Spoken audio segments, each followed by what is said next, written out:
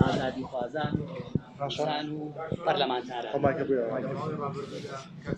بەشێک لە پەرلەمانتاران بەتابەتی خۆشت پێش پەرلەمانتاری لە پەرلەمانتاری هێرشیان کرێت ئۆتۆمبیلیان نەسووتێنرێ تەقەیان لێکرێ یعنی بە چەقۆ هێرشیان کرێت سەر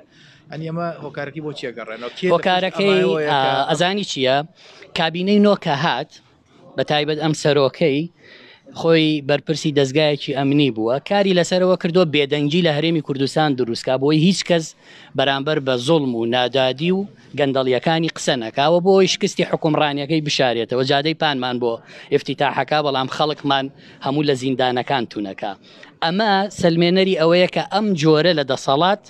لە پەرلەمانتارەدا حەسانەی لێوەرەگرێتەوە هەوڵی تیرۆریەدا پەلاماری ڕۆژنامە نووسەدا بە تۆمەتی سیخۆر دادگاییەکە بۆی هەر یەکێک لە ئێمە گەر بکەوینە بەردەسی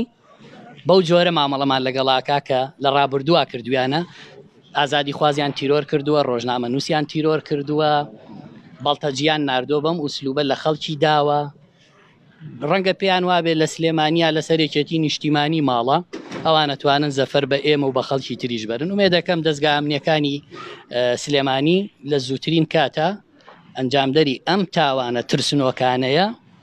ئاشکرا بکەن و زۆر سپاس.